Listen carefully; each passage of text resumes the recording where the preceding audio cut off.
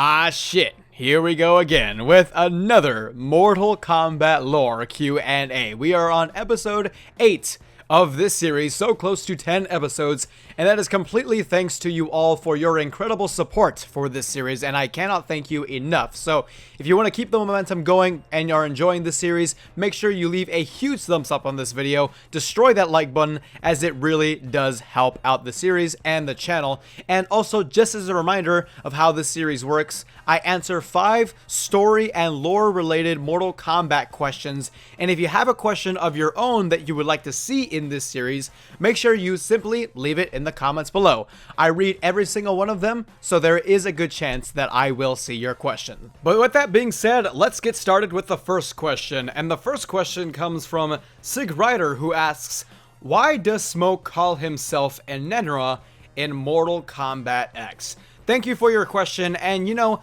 I actually really want to answer this and to really put this out there because a lot of people, first and foremost, like to do this thing where there's a Smoke discussion on whether or not he will be back for DLC. And what I've seen so many people say is, well, maybe Smoke can't be in the game, but Enenra can be in the game. Or, well, I want Enenra to be DLC. Or, Smoke is Enenra now. And I'm like, you idiots, that's not how it works. Anyways, for context, let us explain what is going on here. So, in Mortal Kombat X and Johnny Cage's chapter, he has an interaction with Smoke where Smoke says this. Smoke is dead. I am Enenra. So what this is actually just reinforcing Smoke's origin that was revealed in Mortal Kombat 9 in his ending. In the ending, Smoke finds out who he is and why he has smoke powers. And what is revealed is that as a boy, he was burned alive by a cult, and then suddenly he formed into an Enenra and killed everyone a part of the cult, and then formed back into his human self. And Enenra is actually the name of a Japanese monster, which is a smoke demon. So when Smoke says that he is Enenra, he is referring to the fact that the demon is more alive and more present within him more than ever. And it makes sense. He is a smoke demon who now is in the Netherrealm. He is now a revenant. So the Enenra in him would logically be more of a driving force within himself. I will say that it is weird for him to word it this way because it's like if Morrigan from Darkstalkers said, Morrigan is dead, call me succubus. Like, that just doesn't make any sense. It's a dumb line for Mortal Kombat X. It confused so many people and it made people say dumb shit like, is Enenra going to be DLC in MK11? Like, guys, stop calling him Enenra. If you don't call Morrigan succubus, then you don't call Smoke Enenra. I hope that clears some things up about Smoke. He's just referring to the fact that he is an Enenra, and that line from MKX was just dumb. Anyways, the next question comes from Dark Harley Quinn, who asks, what happened to human Raiden in Aftermath? He stayed behind to advise Liu Kang, but what then? Did he disappear? Did Liu Kang leave him with the other timeline? Thank you for the question, and honestly, this is one of the questions that I have seen frequently asked about Aftermath. So yes, in the beginning of Aftermath's story, before Liu Kang sends Shang Tsung, Nightwolf, and Fujin back in time, Liu Kang keeps Raiden with him because he says he needs his counsel. And really, the answer isn't that important if I'm going to be honest, because to be frank, he probably just stayed in his place and waited around until Liu Kang won that fight and created his new era. I think the bigger question and the more important question is, what were Liu Kang and Raiden doing during the entire story mode of Aftermath? And what I think was happening during the entirety of Aftermath was Liu Kang explaining what's going to happen, like telling him that Shang Tsung is eventually going to get the crown. A lot of good guys are going to die, but I will win when I come to stop him. And what I think all Liu Kang really needed from Raiden was maybe just some guidance on what to do once he comes and steps in to stop Shang Tsung, or maybe talking about some tips and tricks about being the new protector of Earthrealm, and overall just getting some time to prepare to take on the big role of protector of Earthrealm, because he knows it's going to happen. So when Liu Kang comes in to fight Shang Tsung in the end, Raiden doesn't really need to be there. So again, I just assume that he just stays put because Raiden is confident that he's got it. Like, I never really questioned why Raiden wasn't at the final fight because what is Raiden gonna do? But don't worry, I'm not saying that your question is bad, but since I've seen so many people ask, I will answer it in this lore Q&A, but really, it's not that important. I think the bigger question is what were Raiden and Liu Kang talking about during the entirety of Aftermath. But nevertheless, thank you for the question.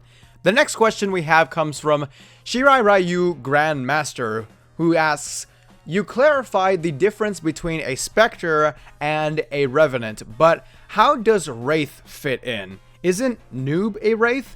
So is that just the same thing as a spectre or something else entirely?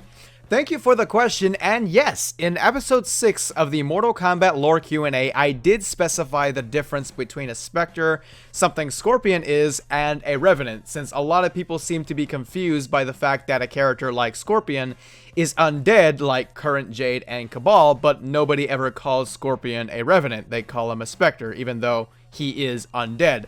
So, to quickly explain the difference between Spectre and Revenant, a Revenant is someone who was revived and has their soul tainted to be evil, and also, they look like this. That's it. That's pretty much it. Nothing else changes besides their body structure, and they're evil. A Spectre is someone who comes back from the dead and has newly found powers, because before Scorpion died, Hanzo Hasashi didn't have powers. He was just a regular human, so when he came back, he had Hellfire powers. So what about wraiths? So if you don't know already, yes, Noob Saibot is a wraith. He is referred to as a wraith in the game. So what does a wraith mean? And how does this differ from a spectre and revenant? Well, as you know, Noob Saibot is Bi-Han. He was the original Sub-Zero who was killed by Scorpion. Bi-Han had cryomancy powers, so when he came back from the dead as Noob Saibot, his powers are different and are twisted versions of what he previously had, such as a ghost ball instead of an ice ball, a shadow clone instead of an ice clone.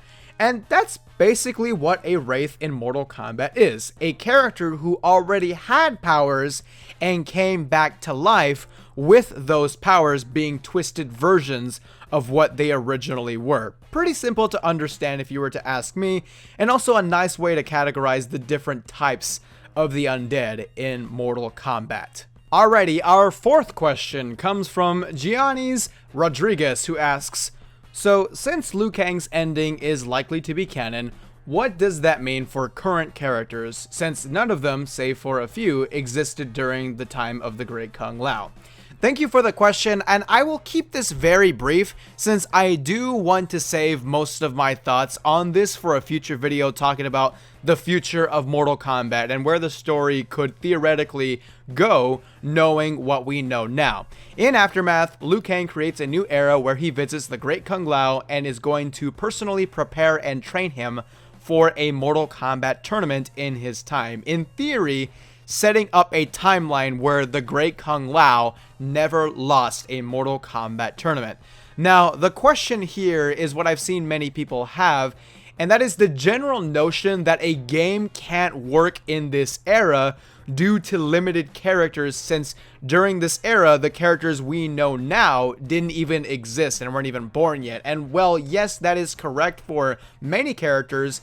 I have been saying you can actually use a pretty good amount of characters that fit in this era. You can use Liu Kang, obviously. You can still use Raiden, although maybe not since he is now immortal. You can still use Fujin. You can still use Mileena and Kitana since they were alive during the Great Kung Lao era.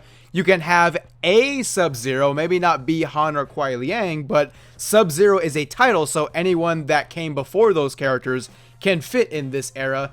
You can also have a Scorpion as well, since Scorpion is also a title. You can still have Shang Tsung, you can still have Goro, you can still have Kintaro, you can have Quan Chi, you can have Reptile. That's like 12 characters right there by default. Add a couple new characters and you basically have a roster, so I think we shouldn't have to worry about only like 2 characters making it because of the time period. It may be interesting and different, but definitely still familiar with Mortal Kombat. I don't think there's anything to worry about here, but remember, I will go more in depth with this in a future video since I have lots of thoughts on this situation. But thank you once again for the question. I really appreciate it. Alrighty, and the last question comes to us from Mr. Mustache, who asks, my question is, does the Mortal Kombat logo have some sort of meaning? Thank you for the question, and you know, at first when I saw this question, I was like, well, there is an answer to this, but is it a lore-related question? And then I was like, oh wait, yeah, it is, because it's nothing really that pops up first in your mind when talking about the lore, but yes, the Mortal Kombat logo, no, not that dumb one with the missing eyebrow in the front, the better one.